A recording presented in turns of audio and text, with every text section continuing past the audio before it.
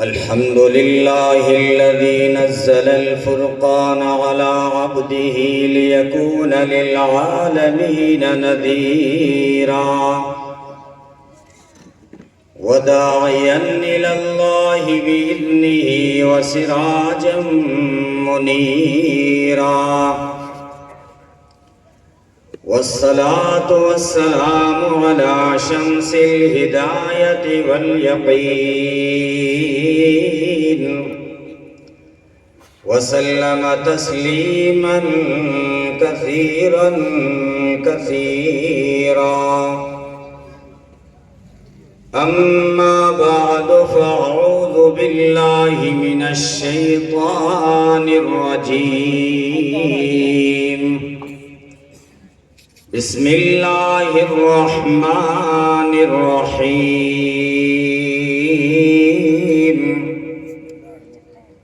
وما أرسلناك إلا كافة للناس بشيرا ونذيرا ولكن أكثر الناس لا يعلمون وقال النبي صلى الله عليه وسلم لا يؤمن أحدكم حتى أكون أحب إليه من والده وولده وفي رواية أنس والناس أجمعين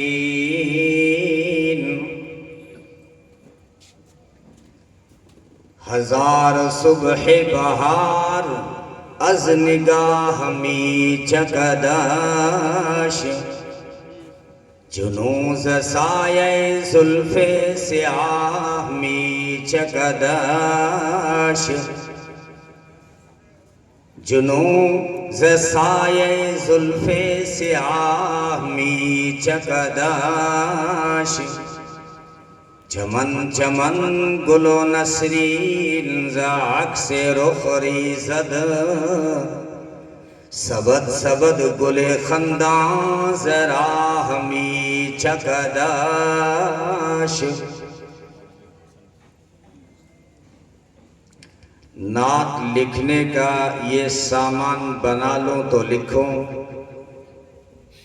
مشک و عنبر سے دہن اپنا بسا لوں تو لکھوں چشم حوران بہشتی کا میں کاجل پالوں شاخ سدرہ سے قلم پہلے بنا لوں تو لکھوں یا قلم کی جگہ مل جائے مجھے نوک ہلال شفع سم سے خالی اسے پالوں تو لکھوں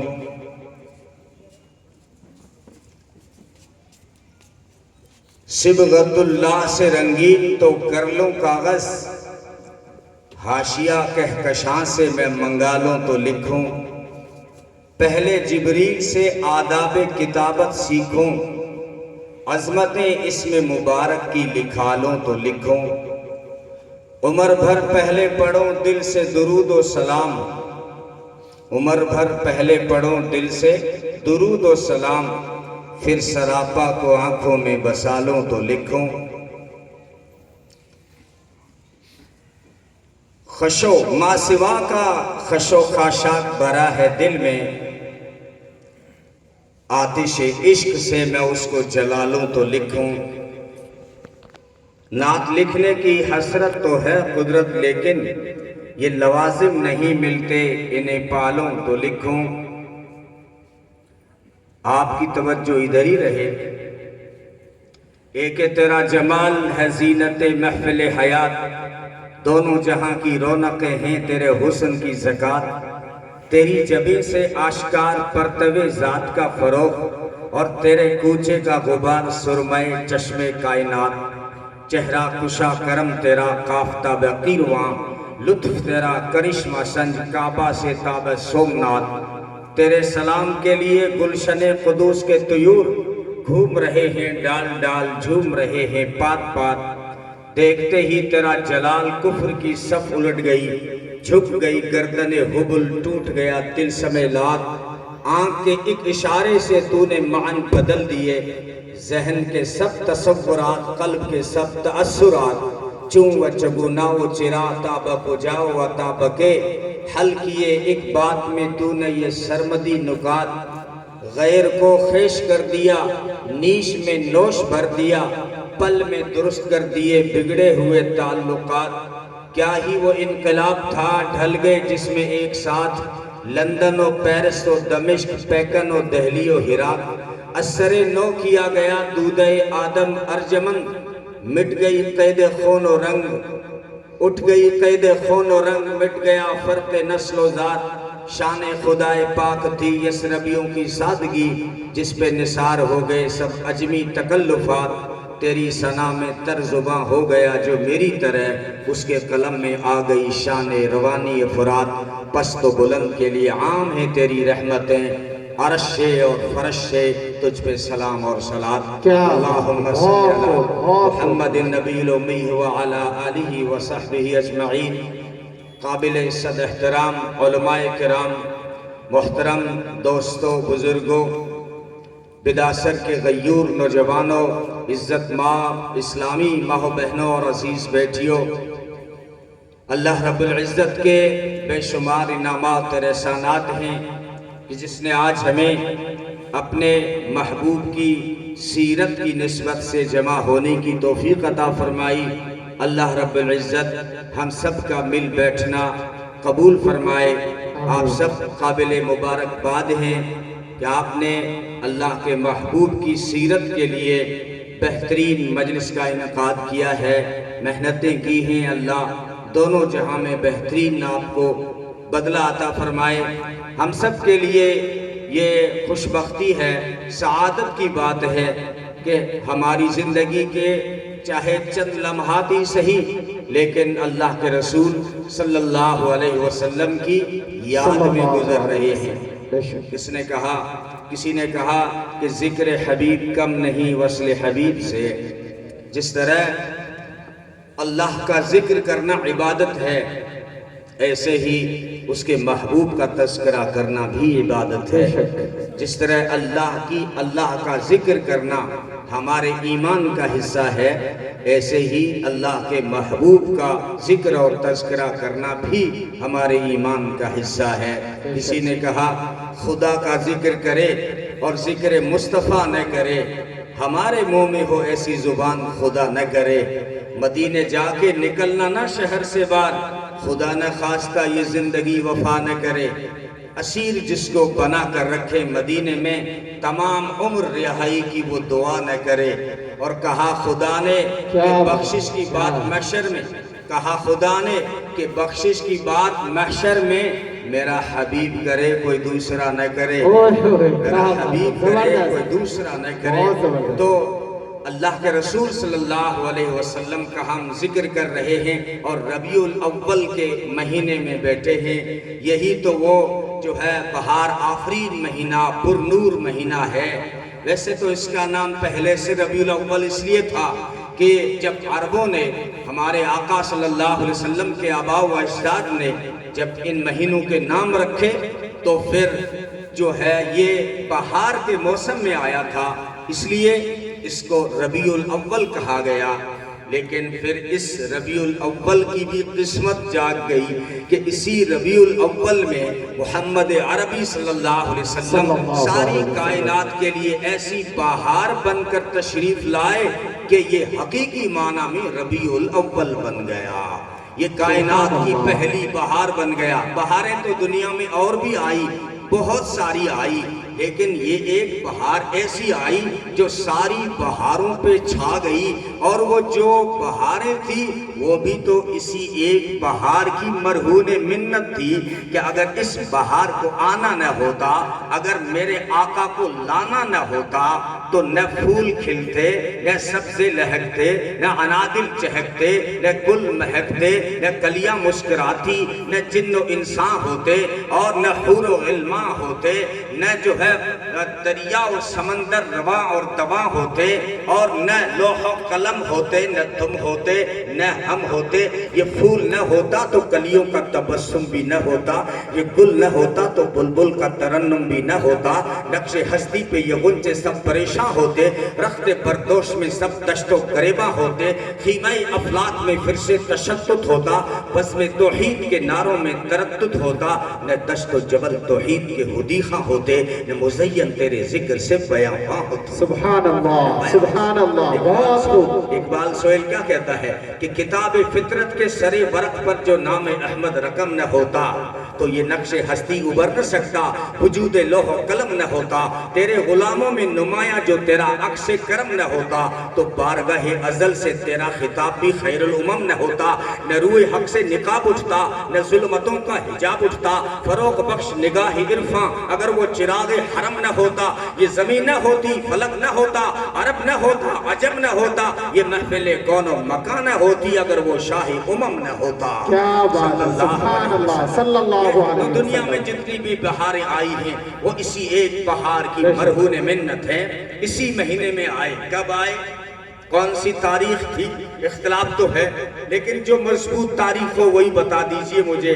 علماء کرام کافی تعداد میں ہیں، مشہور تو اور ہے، لیکن محققین کس تاریخ کے پاس گئے ہیں؟ ذرا آپ تصدیق کر دیں گے بات کرنا آسان ہو جائے گا۔ میرے ذہن میں 9 ربیع الاول آ رہا ہے کہ اکثر محققین جو 9 ربیع الاول تک پہنچے ہیں، مشہور 12 ربیع الاول ہے، اختلاف ہے، علماء جانتے ہیں 1 تاریخ سے لے کر 21 اور 22 تاریخ تک مختلف اقوال ہیں، لیکن محققین ریسرچ کر کے جو پہنچے ہیں وہ اس نتیجے پر پہنچے ہیں کہ 9 ربیع الاول کو آپ صلی اللہ علیہ وسلم کی تشریف آوری ہوئی ہے۔ 9 کو کیوں؟ اس لیے کہ یہ 9 کا جو عدد ہے، یہ 9 کا جو ہندسہ ہے، یہ سارے اعداد کا سردار ہے۔ 9 کا جو عدد ہے نا، اس سے بڑا کوئی عدد نہیں ہے، 9 سے بڑا نہیں ہے۔ آپ 20 لکھیں گے تو پہلے 2 لکھیں گے پھر 0 لکھیں گے۔ 9 سے بڑا ہندسہ، 9 سے بڑا سردار کوئی نہیں۔ تو عدد میں جو سردار تھا وہ 9 تھا، ساری کائنات کے سردار کو اور سارے نبیوں کے سردار پیغمبر کو بھیجنا تھا، تو تاریخ کا جو انتخاب کیا اس عدد کا انتخاب کیا جو اعداد میں سارے عدد کا سردار ہے۔ کیا بات ہے، کیا نکات بیان کیا ہے، واہ واہ واہ، کیا بات ہے۔ 9 ربیع الاول کی ایک اور خاصیت ہے، یہ 9 کا جو عدد ہے اس کی ایک خاصیت یہ بھی ہے ارشاد کہ آپ اس کو جتنا بھی تقسیم کر لیں، جی، یہ جتنا بھی اس کو تقسیم کر لیں، یہ اپنی ذات نہیں چھوڑتا، یہ سب کے اندر موجود نظر آتا ہے۔ آپ بچے بیٹھے ہیں، 9 کا پہاڑا اپنے دماغوں میں لائیں، مشکل نہیں پوچھا میں نے، 14 کا پہاڑا نہیں، 14 کا نہیں، 9 کا بڑا آسان پہاڑا ہے۔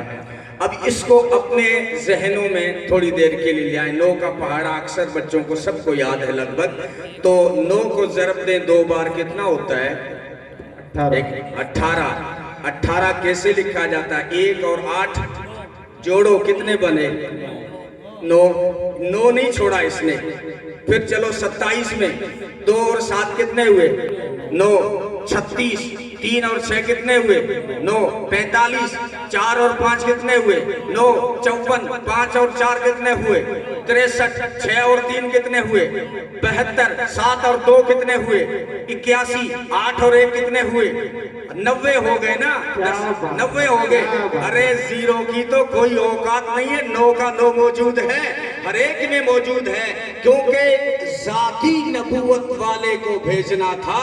باقی سب کو جو نبوت ملی ہے وہ تو جو ہے ان کے صدقے سے ہے، ان کے طفیل سے ہے۔ اب ذاتی نبوت کو دیکھو، ہر نبی کی نبوت میں، ہر نبی کی صفات میں، ہر نبی کے معجزات میں ان کی نبوت چمکتی ہوئی یوں نظر آتی ہے۔ غور کریں، آدم کے اخلاق ہوں، شیش کی معرفت ہوں، نوح کی شجاعت ہو، صالح کی فصاحت ہو، لوط کی حکمت ہو، دانیال کی محبت ہو، الیاس کا وقار ہو، یوشع کا جہاد ہو، موسیٰ کی شدت ہو، یعقوب کی بصارت ہو، یوسف کا حسن و جمال ہو، اور سلیمان کی شوکت ہو، حضرت داؤد کی خلافت ہو، حضرت عیسیٰ کا زہد ہو، آدم سے عیسیٰ تک جو کچھ نبیوں کو ملا ہے وہ سب اللہ نے اپنے محبوب کو دیا ہے.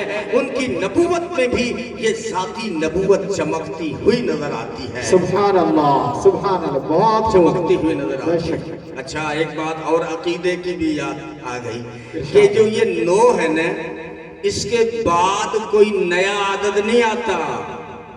9 کے بعد کوئی نیا عدد نہیں آتا. وہ جو وہی آئے گا جو پہلے آ چکے ہیں.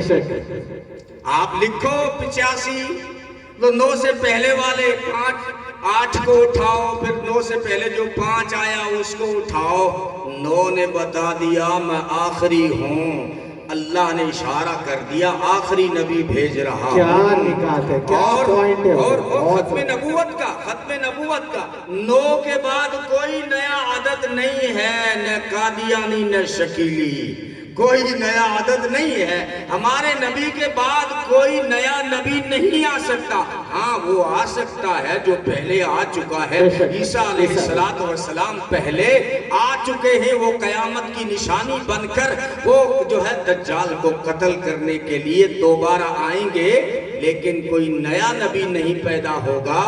تو یہ 9 نے بہت اشارے کر دیے ہیں یہاں پر. بہرحال تاریخ, ہمارے آقا تاریخوں کے محتاج نہیں, تاریخیں محتاج ہیں میرے آقا سے نسبت جوڑنے کے لیے ترستی ہیں. اور تاریخیں بڑی بنتی ہیں آقا سے نسبتیں پانے کے بعد. وہ جو لمحہ تھا, جو گھڑی تھی, جو بھی تاریخ تھی, جس تاریخ میں آئے وہ تاریخ ساز بن گئی. وہ تاریخ ساز بن گئی.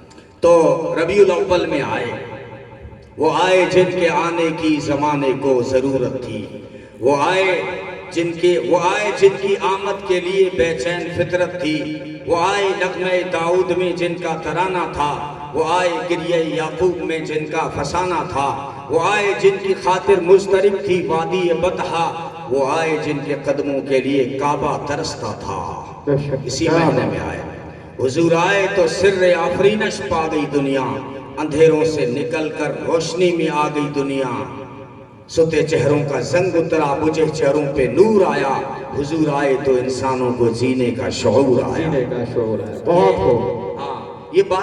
یہ ربیع الاول میں آئے. آنے کا مقصد کیا ہے؟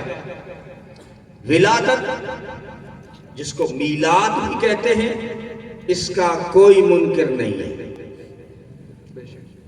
آپ نے جھوٹے لفظ تو سنے ہوں گے کہ اب فلانی اور میلاد نہ کون ماننے, یہ میلاد کو نہیں مانتے. حالانکہ کوئی غیر مسلم بھی نہیں ملے گا. میلاد کے معنی ہے نبی پیدا ہوئے. میلاد کے کیا معنی ہے؟ نبی پیدا ہوئے. وہ کون سا دھرتی پہ انسان ہے جو یہ کہے کہ نبی پیدا نہیں ہوئے؟ تو میلاد کوئی اپنانے کی چیز نہیں ہے. اپنانے کی چیز نبی کی سیرت ہے. اگر ہم چاہیں بھی نا کہ نبی کی ولادت کو اپنائیں, کسی کے بس میں ہی نہیں ہے. کوئی چاہے کہ میرا بیٹا سوموار کو پیدا ہو, اس کی ماں کے درد بھی نہ ہو, پیدا ہوتے ہی روشنی پھیل جائے, خوشبو پھوٹ پڑے, ممکن ہے؟ تو میلاد منائی جاتی ہے لیکن اپنانے کی چیز نہیں ہے. ہمیں کیا اپنانا؟ سیرت, نبی کی سیرت. ربیع الاول میں آئے, کیوں آئے, مقصد کیا تھا؟ آنے کی خوشی سارے مسلمانوں کو ہے. نبی تشریف لائے, خوشی سب کو ہے. خوشی کا انداز سب کا اپنا اپنا ہے. گھر میں مہمان آتے ہیں, بچوں کو خوشی ہوتی ہے ماموں آئے پیسہ ملے گا, اور بچوں کو خوشی ہوتی ہے آج اچھا آئٹم کھانے کو بھی ملے گا. عورتوں کو بھی خوشی ہوتی ہے میرے بھائی آئے ہیں, آج حلوہ بناؤں, کھیر بناؤں, گوشت بناؤں, قورمہ بناؤں, بریانی بناؤں. عورتوں کو بھی خوشی ہے. گھر کا بڑا جو سنجیدہ ہے اس کو بھی خوشی ہے. تینوں کا انداز الگ الگ ہے. جب عورتوں نے خوشی منائی تو پکوان بنا کر, بچوں نے خوشی منائی, ماموں کی کار پہ پھول ڈال رہے ہیں, گلی سجا رہے ہیں, کمکمے لگا رہے, لائٹیں لگا رہے, ہمارے ماموں آ رہے, دبئی سے آ رہے, سعودی سے آ رہے, خوشی ہو رہی. یہ بچوں کی ادائیں ہیں. گھر کا جو بڑا ہوتا ہے جب مہمان آتا ہے تو وہ مہمان کی باتیں سنتا ہے، اس کے تجربات سے فائدہ اٹھاتا ہے، اس کے مشاہدات سے فائدہ اٹھاتا ہے، پوچھتا ہے برادر نسبتی صاحب آپ کے آنے کا مقصد کیا ہے، کیسے تشریف لائے، کیسے یاد فرمایا، مقصد معلوم کرتا ہے کہ یہ کیوں آئے ہیں، وہ تقاضے میں پورے کروں، میں گھر کا ذمہ دار ہوں۔ تو خوشی علماء دیوبند کی بھی ہے، لیکن ان کی خوشی منانے کا انداز دیکھیے کہ یہ نبی کی سیرت بیان کرتے ہیں، نبی کی زندگی لوگوں کو بتاتے ہیں۔ اور تیری جو خوشی ہے یا تو عورتوں والی پکوان میں لگ جاتا ہے، حلوے کے پیچھے، کھیر کے پیچھے، پوڑی کے پیچھے اور مالیدے کے پیچھے، مٹھائیوں کے پیچھے، یا پھر خوشی مناتا ہے بچوں والی، گلی سجا دو، لائٹیں لگا دو، پھول چھڑک دو، اچھل دو، کودو، جلوس نکالو۔ ارے تو علماء دیوبند کے سامنے بچے کا بچہ ہی ہے، میں نے شیطان کا بچہ نہیں کہا، تو بچے کا بچہ ہی ہے، تو بچے کا بچہ ہی ہے۔ خوشی سب کو ہے، لیکن مقصد ہمیں معلوم کرنا ہے کہ اللہ نے کیوں بھیجا، کس لیے آئے، اتنا حسین دیا، جمیل دیا، نبیوں کا سردار دیا، مقصد کیا ہے۔ حضرت ابراہیم علیہ السلام دعا کر رہے تھے، تب بھی مقصد کو سامنے رکھے ہوئے تھے۔ ربنا وابعث فیہم رسولا یتلو علیہم آیاتک وَيُعَلِّهِمُ الْكِتَابَ وَالْحِكْمَةَ وَيُزَكِّيهِمْ، کہ یہ تیرا آخری محبوب جو بھیجنا وہ میری اولاد میں سے بھیجنا۔ ہاں، لَقَدْ جَاءَكُمْ رَسُولٌ مِّنْ أَنفُسِكُمْ، یہ رسول جو تمہارے پاس آیا ہے یہ خاص رسول ہے، کوئی عام نہیں۔ مِّنْ أَنفُسِكُمْ، تم میں سے ہے، مِّنْ أَنفُسِكُمْ، تم جیسا نہیں ہے، تم میں سے تو ہے، کیونکہ ابراہیم نے مانگا اور کہا میری اولاد میں سے بھیج۔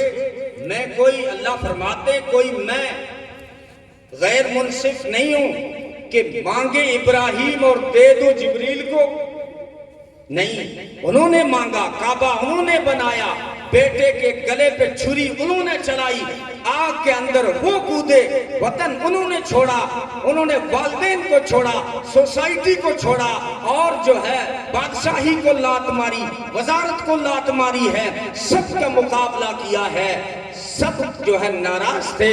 دنیا کہہ رہی تھی او ابراہیم تو تیرے رب کو چھوڑ دے، رب کہہ رہے تھے او میرے خلیل تو میرے خاطر سب کو چھوڑ دے۔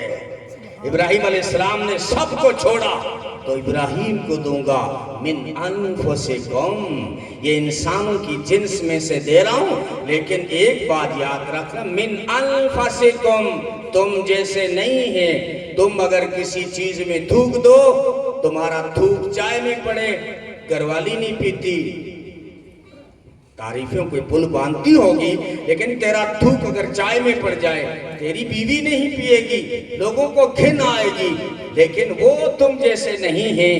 ان کا لعاب دہن جب بیر عریس جس کا پانی کھارا تھا، محمد عربی کا لعاب دہن کیا پہنچا کہ اس کنویں کا پانی شہد سے زیادہ میٹھا ہو گیا، سبحان اللہ، شہد سے زیادہ میٹھا ہو گیا۔ کیا نبی، تو تم میں سے ہیں، تم جیسے نہیں۔ اچھا، یہ کیسے ہو سکتا ہے؟ یہ کیسے ہو سکتا ہے کہ تم میں سے ہیں اور تم جیسے نہیں؟ کوئی چیز اسی جنس سے ہو اور اس جنس جیسی نہ ہو، یہ کیسے ہوتا ہے؟ ہوتا ہے، تیری آنکھوں کے سامنے ہوتا ہے، غور نہیں کرتا، دیکھا نہیں۔ پتھر تو وہ بھی ہے جو تیرے گھر کی نیم بنیاد اساس میں لگا ہوا ہے، پتھر تو وہ بھی ہے جو اسکول میں لگا ہوا ہے، پتھر وہ بھی ہے جو سڑک کے کنارے کھڑا ہو کر کلومیٹر بتاتا ہے، پتھر وہ بھی ہے جو حجر اسود ہے، خانہ کعبہ کے پہلو میں رکھا ہوا ہے۔ حجر اسود پتھروں میں سے پتھر ہے، پتھروں جیسا پتھر نہیں۔ آنکھیں بھی ہیں، دیکھتا ہے، سنتا ہے، وہ تو دور دور سے لبیک اللہم لبیک پڑھ رہا ہوتا ہے، وہ پتھر تیرے گناہوں کو کیچ کر رہا ہوتا ہے، وہ پتھر کیچ کر رہا ہوتا ہے۔ بعض پتھروں کی خاصیت ہوتی ہے، ہم سرسری پڑھ کے گزر جاتے ہیں۔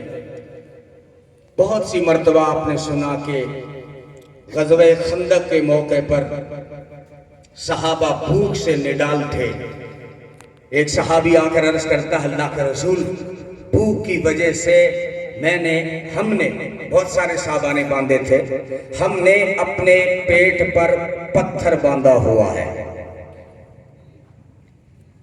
پتھر باندھا ہوا ہے۔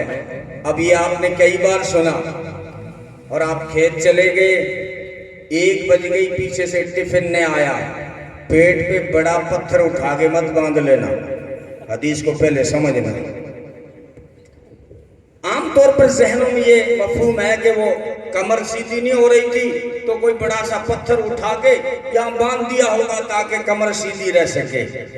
اللہ جزائے خیر دے مولانا شیخ یونس جون پوری رحمت اللہ علیہ کو نقطہ حل کر گئے، فرمایا کوئی بڑے پتھر نہیں تھے، تم نے غور نہیں کیا، یہ کوئی عام بات نہیں ہے، سائنس کی بات ہے۔ کہتے ہیں عرب کے پہاڑوں کے پاس چھوٹے چھوٹے پتھر ہیں ٹھکری نما، جن کی موٹائی بڑی مشکل سے 1.5 انچ بھی نہیں ہے، جیسے راجستھان کے ماربل کے ٹکڑے ہوتے ہیں جو ٹکڑی تم اپنے گھروں کی چھتوں پہ لگاتے ہو، یہ ٹکڑیاں تھی۔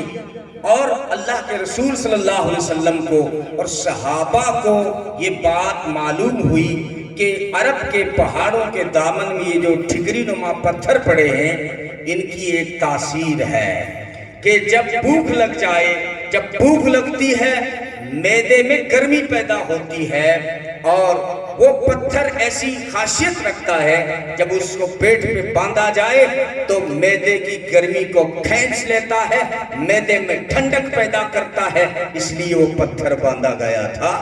اور اس لیے وہ پتھر یہ بڑے بڑے پتھر اٹھا کے یہاں نہیں باندھ دیے گئے تھے، یہ معمولی، یہ بعض مرتبہ قرآن و حدیث سائنس بیان کر رہا ہوتا ہے، ہم سرسری گزر جاتے ہیں، ہم سمجھتے ہیں سائنس کوئی باہر کی چیز ہے، سائنس کوئی باہر کی چیز نہیں ہے۔ بہت ساری 1000 سے زیادہ کھلی آیتیں قرآن کریم کے اندر سائنس کو بیان کر رہی ہیں، لیکن بہت ساری ایسی آیتیں بھی ہیں ظاہری آنکھ سے دیکھو پتہ ہی نہیں چلتا کہ یہاں سائنس ہوگا۔ جیسے قرآن کریم جہنم کا ذکر کرتا ہے، الذین کفروا بآیاتنا سوف نصلیہم نارا، وہ لوگ جنہوں نے ہماری آیتوں کا انکار کیا ان قریب ہم دہکتی ہوئی آگ میں ڈال دیں گے۔ کلما نضجت جلودہم بدلناہم جلودا غیرہا، جب ایک چمڑی جل جائے گی فوراً دوسری چمڑی لگا دیں گے۔ اب یہاں قرآن سائنس بیان کر رہا ہے۔ اب ہم نے تو سوچا نا کہ قرآن ڈرا رہا ہے، جلدی اگلی آیت کا ترجمہ دیکھ لو، لیکن یہاں ریسرچ کرنے والے رکے کہ یہاں بڑی سائنس کی گہری بات ہے کہ اللہ نے یہ بات کیوں کہی کہ چمڑی بدل دوں گا؟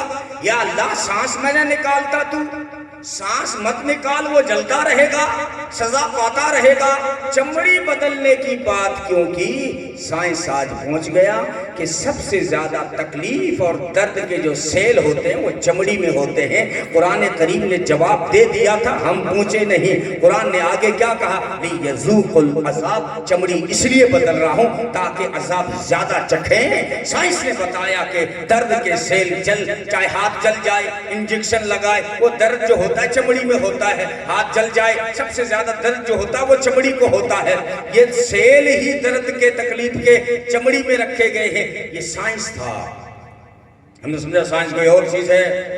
میں بہت جلدی واپس اپنی سڑک پہ آ رہا ہوں، لیکن تھوڑا سا یہ سیر کرا دوں آپ کو کہ فَفَتَقْنَاهُمَا، سائنس نے کہا نا کہ دھماکہ ہوا اور دنیا وجود میں آ گئی، تو ہم نے اس کا مذاق اڑایا کہ باوڑا ہو گیا کہتے ہیں کہیں دھماکہ ہو گیا۔ اب ہمیں قرآن کریم میں غور کریں، ان السماوات والارض کانتا رتقا، اللہ فرماتا ہے آسمان اور زمین آپس میں چپکے ہوئے تھے۔ 7 زمینیں ہیں، 7 آسمان ہیں، سارے آپس میں چپکے ہوئے ہیں۔ اور پھر حدیث سامنے رکھو، فرمائے یہ نظام جب یوں نہیں تھا نا تب میرا عرش پانی پر تھا۔ یہ پانی جو دھرتی کے نیچے بٹھا دیا یا دائیں بائیں لگا دیا نا، یہ بہت اونچائی تک عرش تک تھا۔ ان ساری باتوں کو سامنے رکھو، قرآن کہتا فَفَتَقْنَاهُمَا، ہم نے ایک لمحے کے اندر سب کو جدا کر دیا، ایک لمحے کے اندر ساتوں آسمانوں کو اوپر کو کھینچا ہے اور سب کے بیچ میں 500 سال کی مسافت کا فاصلہ رکھا، زمین نیچے پانی کو نیچے بٹھا کے زمین اوپر دی ہے، ہلنے لگی تو پہاڑوں کو جب ٹھونکا ہے، دماغ سے ہی پوچھ لو آواز نہیں آئی ہوگی، دھماکہ نہیں ہوا ہوگا؟ ہم سمجھتے ہیں سائنس کوئی باہر کی چیز ہے، سائنس کوئی باہر کی چیز نہیں۔ قرآن کریم کہتا ہے ان فی خلق السماوات والارض واختلاف اللیل والنہار لآیات لأولی الالباب، آسمان اور زمین کی تخلیق میں، رات اور دن کی گردش میں عقل والوں کے لیے بڑی نشانیاں ہیں، عقل والوں کے لیے بڑی نشانیاں ہیں۔ تو بہرحال پتھر کی بات کہاں سے آئی؟ حجر اسود سے۔ ہاں، حجر اسود پتھروں میں سے پتھر ہے، پتھروں جیسا پتھر نہیں، تیرے میرے آقا بشر میں سے بشر ہیں، بشر جیسے بشر نہیں، بشر جیسے بشر۔ پانی تو وہ بھی ہے جو تیری بوتل میں ہے، پانی تو وہ بھی ہے جو ٹنکی میں ہے، پانی تو وہ بھی ہے جو نلکے سے آ رہا ہے، پانی تو وہ بھی ہے نا جو نالی میں بہ رہا ہے، اور پانی تو وہ بھی ہے نا جو زمزم ہے۔ زمزم پانی میں سے پانی ہے، پانی جیسا پانی نہیں، بھوک مٹاتا ہے، شفا دیتا ہے۔ ہاں، یہ تو پہلے سے برکتوں والا تھا، لیکن جب محمد عربی صلی اللہ علیہ وسلم نے چاہے زمزم میں کے کنویں میں اپنا لعاب دہن کیا ڈالا، تب سے لے کر آج تک اس زمزم میں جنت کی 3 نہریں چلتی ہیں۔ اللہ نے اپنے محبوب کے لعاب میں جنت کی 3 نہروں کا پانی ملایا ہوا ہے۔ تو بہرحال زمزم پانی میں سے پانی ہے، پانی جیسا پانی نہیں۔ تو لقد جاءکم رسول من انفسکم، یہ رسول جو تمہارے پاس آیا ہے یہ خاص رسول ہے۔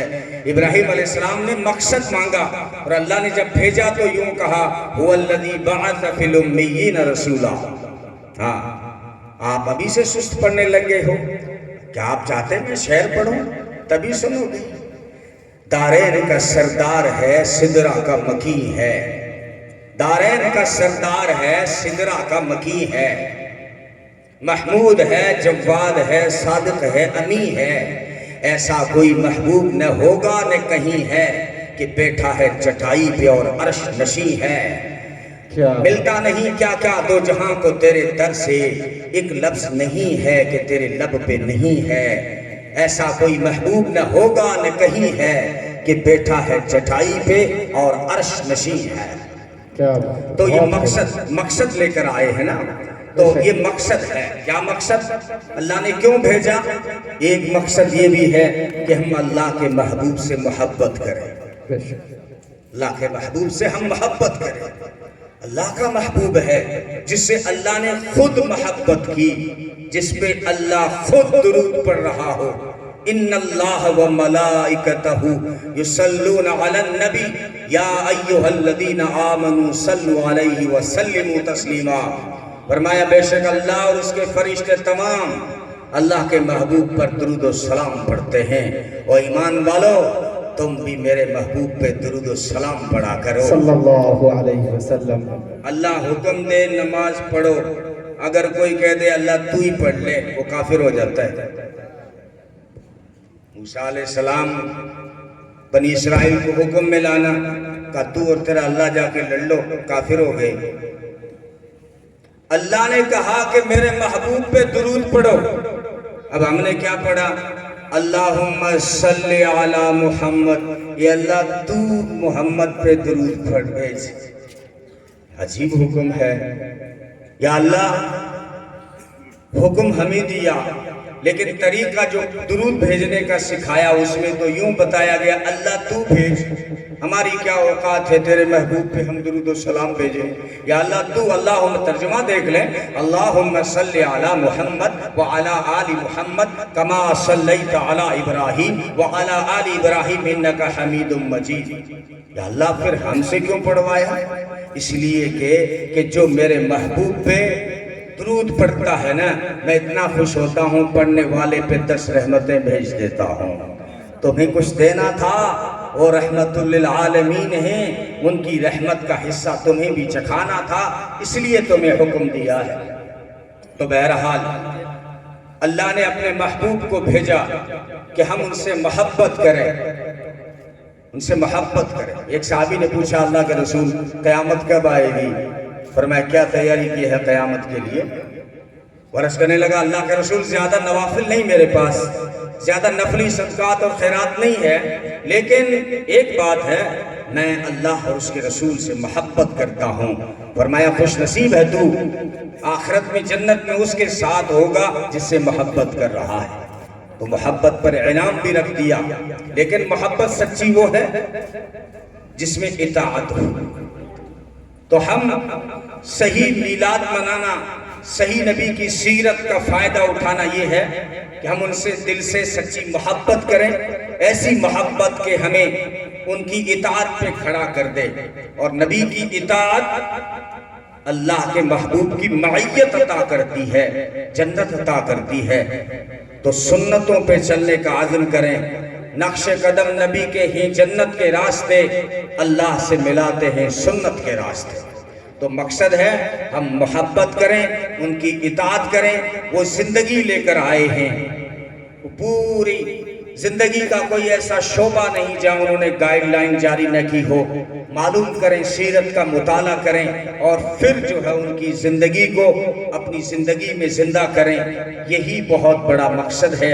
اللہ رب العزت نے اپنے محبوب کو ساری کائنات کے لیے رحمت بنا کر بھیجا ہے۔ وَمَا أَرْسَلْنَاكَ إِلَّا رَحْمَةً لِّلْعَالَمِينَ، سب کے لیے رحمت بن کر آئے ہیں، انسانوں کے لیے رحمت بن کر آئے، جنات کے لیے، فرشتوں کے لیے۔ صرف کہنے کی باتیں نہیں ہیں، جنات آ کر کہتے ہیں اللہ کے رسول یہ آپ کی جو امت ہے نا، اس سے آپ حکم دیں کہ یہ ہڈی سے استنجا نہ کریں، کیونکہ ہڈی ہماری خوراک ہے اور پسندیدہ خوراک ہے۔ آپ لوگوں کو منع کریں۔ تو جنات کی شکایت پر اللہ کے رسول صلی اللہ علیہ وسلم نے اپنی امت میں اعلان کیا کہ جو ہے میری امت آج کے بعد تم ہڈی سے استنجا مت کرنا۔ جنات کے لیے رحمت بن کر آئے، حیوانوں کے لیے رحمت بن کر آئے، اور پرندوں کے لیے، پتھروں کے لیے، جمادات، مطلب چھوٹی چھوٹی چیزیں۔ فرمایا احد پہاڑ سے میں محبت کرتا ہوں۔ چڑیا کے بچے کسی نے پکڑے، حضرت انس کہتے ہیں اس کی ماں اوپر اڑنے لگی، نبی نے فرمایا چڑیا کے بچے چھوڑ دو، اس کی ممتا، ماں کی ممتا مچل رہی ہے، ماں پریشان ہو رہی ہے، چڑیا کے بچے چھوڑ دو۔ تو پرندوں کے لیے رحمت بن کر آئے۔ اونٹ آ کر شکایت کرتا ہے، ہرنی آ کر شکایت کرتی ہے، نبی نے حقوق بتائے۔ جانوروں کو پالنے کی اسی وقت آپ کو اجازت ہے جب آپ جانور کو چارہ کھلا سکتے ہو، پانی پلا سکتے ہو۔ اگر پانی نہیں پلاتے، جو چارہ نہیں کھلاتے، تو جانور کو باندھنے کا بھی کوئی حق نہیں ہے، پھر انہیں کھلا چھوڑ دو۔ بنی اسرائیل کی بات سنائی، ایک عورت نے بلی کو باندھا، نہ کھلایا نہ پلایا، بلی مر گئی، عورت کے لیے دوزخ کا فیصلہ ہو گیا۔ دو واقعات ملے حدیثوں میں، ایک مرد کا ایک عورت کا، کہ جو ہے سفر میں ہیں، کتے کو پیانے پلاتے ہیں۔ علامہ عبدالشکور دین پوری فرمایا کرتے تھے پیاسا کتا تھا، اور جب کتے کو پانی پلایا، کتے کو ہوش آیا، خدا کی رحمت کو جوش آیا، اس کے لیے جنت کا فیصلہ ہو گیا۔ فرمایا ارحمو ارحمو من فی الارض یرحمکم من فی السماء، تم زمین والوں پر رحم کرو، آسمان والا تم پر رحم کرے گا۔ سب کے لیے رحمت بن کر آئے، ہاں سب کے لیے، انسانوں کے لیے، غیر مسلموں کے لیے بھی رحمت بن کر آئے۔ وہ سمامہ بن اسال جب اسلام میں آیا، مکہ والوں کا اناج روک دیا کہ جنہوں نے میرے نبی کو ستایا ان کو اناج کا دانہ بھی نہیں دوں گا۔ انہوں نے شکایت کی اللہ کے رسول آپ کے پیارے نے جو ہے نجد کے علاقے سے آنے والا اناج روک دیا ہے، آپ جو ان سے کہیں کہ اناج تو بند نہ کریں۔ محمد عربی صلی اللہ علیہ وسلم نے فرمایا وہ سمامہ اگرچہ وہ ہمارے دشمن ہیں لیکن وہ انسان ہیں، تم تو انہیں میرا رشتہ دار ہی سمجھ کے اناج کو شروع کر دو۔ مشرکین کے لیے رحمت بن کر نظر آئے. مشرکین خانہ کعبہ کا گلا پکڑ کے دعا کر رہے تھے, اللہم ان کان ھذا ھو الحق من عندک فامطر علینا حجارۃ من السماء او ائتنا بعذاب علیم. یہ اللہ اگر تیرا قرآن سچا ہے, تیرا محبوب اگر سچا ہے, تو ہم پر آسمان سے پتھروں کی بارش برسا, ہمیں پر کوئی سخت عذاب ہی بھیج دے.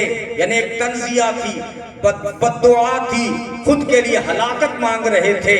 لیکن اللہ نے فرمایا وما کان اللہ لیعذبہم وانت فیہم. میرے محبوب عذاب تو خود مانگ رہے ہیں, میرا قرآن بھی سچا ہے, میرا محبوب بھی سچا ہے, عذاب خود مانگ رہے ہیں, پھر بھی نہیں دیتا. کیوں نہیں دیتا؟ اس لیے کہ وانت فیہم, میرے محبوب مکہ کی گلیوں میں تو بھی تو چلتا ہوا نظر آتا ہے, تیری برکت سے میں مشرکین کو بھی عذاب نہیں دیتا. یہ وہی ادا ہے, لا اقسم بہذا البلد, میں اس شہر کی قسم نہیں کھاتا, مجھے ضرورت ہی نہیں تھی کہ اس شہر کی قسم کھاؤں. یا اللہ قسم کیوں نہیں کھاتا؟ یہ تو تیرا گھر ہے, یہاں حتیم ہے, یہاں صفا ہے, یہاں مروہ ہے, مزدلفہ ہے, منا ہے, عرفات ہے, اتنا محترم شہر ہے, آپ قسم کیوں نہیں کھا رہے؟ فرمایا کھانی تو نہیں تھی لیکن کھا رہا ہوں, اس لیے کہ وَأَنْتَ حِلٌّ بِهَذَا الْبَلَدِ, اس لیے کہ شہر میں میرا محبوب بھی تو چلتا ہوا نظر آتا ہے. ہاں ہم اب بات سمیٹ رہا ہوں, کیا ہم بیان کر سکیں گے؟ تو جو ہے آپ یہ مقصد سامنے رکھیں کہ ہمیں اپنے آقا سے محبت کرنی ہے, ان کی اطاعت کرنی ہے, ان کی عظمت دل میں ہو, اور جو انہوں نے جو حکم دے دیا پھر اپنا دماغ استعمال نہ کریں, لوگوں کا پھر شوق نہ دیکھیں. نوجوانوں چھوڑ دو اپنے گلے سے سونے کی چینیں نکال دو, اپنی انگلیوں سے سونے کی انگوٹھیاں نکال دو. سونے کو مردوں کے لیے حرام قرار دیا گیا ہے. کیا عورت تو 15 بھری پیر رکھیو بانا تو کون منع کرے, میں تو ایک انگوٹھی تو گل لی ہے. ارے مرد کے لیے سونا حرام ہے, اسلام نے منع کیا, ہم نے عمل نہیں کیا. اب ڈاکٹر آئے میدان میں, جرمنی کے ڈاکٹر آئے اور چائنا کے ڈاکٹر آئے, 2024 میں نئی ریسرچ لے کر آئے کہ سونا جب انسان کی باڈی کے ٹچ ہوتا ہے ایسے جراثیم پیدا کرتا ہے. دنیا میں کسی کے پاس اس کا علاج نہیں ہے, نہ ناسا کے پاس, نہ یورپ میں, نہ برطانیہ میں, کسی ڈاکٹر کے پاس کوئی علاج نہیں. ایسے جراثیم باڈی میں سونا ڈالتا ہے. اسی ڈاکٹر سے پوچھا گیا کہ جب تو نے بیماری بتائی ہے تو علاج بھی بتا. کہنے لگا علاج کچھ نہیں, دوا کچھ نہیں, آپریشن کچھ نہیں, انجیکشن کچھ نہیں. اگر کوئی سونا کسی کی باڈی کے ٹچ ہو جائے, علاج یہی ہے کہ اس کی باڈی سے خون نکال دو, جراثیم نکل جائیں گے. اب اپنا یہ تھوڑا سا دماغ بھی استعمال کر کہ کبھی کبھار تیری اسکوٹی پھسلتی ہے, کبھی کبھی چلتے ہوئے راہ میں ٹھوکر لگتی ہے, تیری انگلی سے خون آتا ہے, اور تو نے جو انگوٹھی سونے کی پہنی تھی وہ جراثیم جو تیری باڈی میں گئے تھے, اللہ کتنا مہربان ہے, تھوڑی سی ٹھوکر پہنچا کر خون نکال کر ان جراثیم کو نکال دیتا ہے. لیکن بھایا روز روز ٹھوکر کونے لگے گی, روز روز تیری اسکوٹی کونے پڑے گی, روز روز کٹھسوں خون نکالے گو. یہ تو فطرت ہے, اس طرف تو خون نکلتا ہے ہر مہینے, اس لیے ان کو سونا پہننے کی اجازت دے دی گئی. لیکن تیرے لیے سونا نقصان دہ تھا, اس لیے تیرے لیے حرام کر دیا گیا. اگر تو کہ شراب اگر پیے گا, اللہ کا کیا نقصان ہوگا, اللہ کی کمپنی میں کیا گھاٹا آئے گا, تیرا نقصان تھا. کمال صاحب میں کل شراب پیا, میں تو وہ بیئرڈی لگا ہوا. ارے بیئر بھی شراب ہے, بیئر بھی حرام ہے. برباد کر کے رکھ دیا نشے نے ہماری سوسائٹی کو. ایک تو پڑھائی میں پہلے ہی پیچھے چل رہے تھے, اب یہ 2-4 سالوں میں جو آیا ہے, تھارے تو بیراؤ کو نے مارا تو چٹا چاٹے چھوڑا, چٹا تو نہیں آگے تھا رہے, سگریٹا میں گھال کے, بڑی میں گھال کے نشے آگے. عجیب و غریب شراب پی جا رہی ہے, بیئر لگائی جا رہی ہے, افیم کھایا جا رہا ہے, ڈوڈا پیا جا رہا ہے. بربادی ہے بربادی, صحت کی بربادی. تیرا جگر تباہ ہوگا, تیرا دل تباہ ہوگا, تیرا دماغ تباہ ہوگا, تیری عقل چھین لی جائے گی. کہانی نہیں پڑی شرابی کی, جھومتا ہوا بوتلیں چڑھا کر گھر پہنچا, جھومتا ہوا. دیکھے ہوں گے عزت لوٹ لیتی ہے, ماں باپ کی بھی. ہاں ڈاکٹر ہے, انجینئر ہے, باپ شرابی ہے, بے ہوش ہو گیا ریلوے اسٹیشن پر, کہتے ہیں کون ہے, کہ فلاں ڈاکٹر صاحب کو ڈینیوں باپ ہے. ہاں تو عزت ڈاکٹر کی بھی گئی, انجینئر کی بھی گئی, تو ماں باپ کی عزت چلی جاتی ہے, بھائیوں کی عزت چلی جاتی ہے. بہن شرابی کو کس منہ سے اپنا بھائی کہے, بیوی کس منہ سے شرابی کو اپنا ہسبینڈ اور شوہر کہے. تباہیاں ہیں, سوسائٹی تباہ ہو جاتی ہے, برباد ہو جاتی ہے, بیچاری روتی رہتی ہے. شرابی گھر تباہ ہو گیا, مال تباہ ہو گیا. مال کتنا تباہ ہو رہا ہے, یہ چوریاں کیوں ہو رہی ہیں؟ 10 سال پہلے چوریاں کیوں نہیں ہوتی تھی؟ دن دہاڑے چوریاں, دن دہاڑے موٹر سائیکل اٹھا دی, دن دہاڑے سونار کی دکان لوٹ لی. یہ کون لوگ ہیں؟ یہ چٹا چاٹنے والے لوگ ہیں, یہ مہنگے نشے کرنے والے لوگ ہیں. عادت تو بڑھ گئی, کماتا تو ہے نہیں, اس لیے جو ہے پھر ڈاکے ڈالتا ہے. کتنی بربادی, گھر تباہ, فیملی سسٹم تباہ ہو گیا, تمیز ختم ہو گئی اچھے برے کی. جھومتا ہوا گھر آیا, ماں دروازے پہ کھڑی ہے, ہاں ماں, اور کبھی کبھی بیوی انتظار کر رہی ہوتی ہے. یہ جھومتا ہوا 12 بجے گھر پہنچتا ہے, بیوی دروازے پہ کھڑی, اس کے ہاتھ میں اس کا ہاتھ آیا, کہنے لگا ماں جی تھارو کیا حال ہے. بیوی کو کہہ رہا ہے ماں جی تھارو کیا حال ہے. یہ شراب کی وجہ سے ہو رہا ہے. عقل, اچھا تو آپ کہتے بیئر میں نہیں جاتی, بیئر میں دھیرے دھیرے سے عقل نکل جاتی ہے.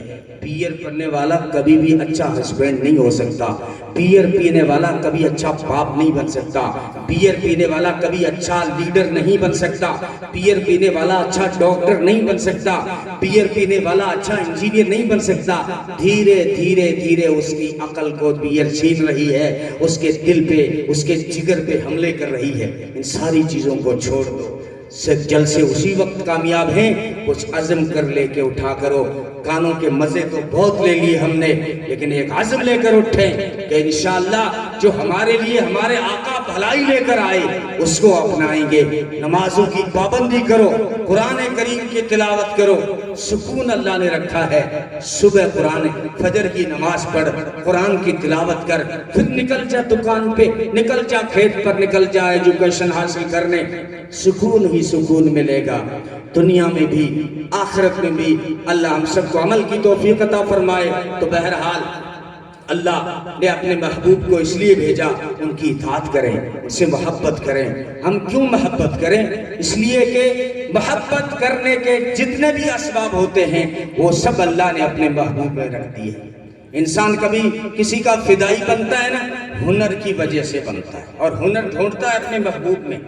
کتنی پاس ہوڑی ہے, پاس تو کرے گو بھی نہیں, وہ 12ویں پاس ہے کہ کون نہیں, اس کو سلائی مشین آتی ہے, اچھا کمپیوٹر کلاس سیکھی ہوئی ہے, اس کی انگلش کیسی ہے, یعنی وہ ہنر تلاش کرتا ہے. اچھا ایسا آدمی جس سے ملاقات ہی نہیں ہوئی, فون پر بات ہی نہیں ہوئی, بس سنا کہ یار وہ ڈیویلیئرز بہت چوکھا شاٹ مارا ہے, بہت, میں ڈیویلیئرز کو فین ہوں.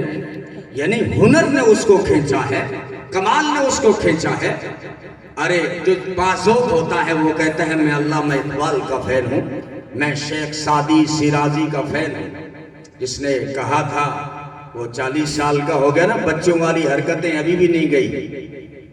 آج وہ اپنا راجستھان کا کون سا شہر ہے جس میں گدھے کے گلوں میں ہار, سورت گڑھ میں جلوس نکل رہا ہے نبی کے عشق کا. گدھوں کا ٹولہ, گھوڑوں کا ٹولہ, خچروں کا ٹولہ, سب کے گلے. میں نے بہت پہلے سنا تھا, علامہ ندیم فرمایا کرتے تھے کہ مجھے تو پتہ ہی نہیں چلتا ہے, گدھے کے گلے میں ہار, گھوڑے کے گلے میں ہار, اور خچر کے گلے میں ہار, اور وہ پیچھے جو کہہ رہے ہیں کہ عشق نبی میں جان دے دیں گے, نماز تو نہیں پڑھتے. ہاں نس نس بولے نبی نبی, نماز پڑھو میں کبھی کبھی, یہ حال ہے نا. تو وہ عجیب حال ہوتا. علامہ ندیم فرمایا کرتے تھے مجھے پتہ ہی نہیں چلتا ان میں سینئر کون سا ہے. آج نکلا سورت گڑھ میں گدھے کے گلوں میں ہار, گھوڑے اور خچروں کے عاشق ہیں.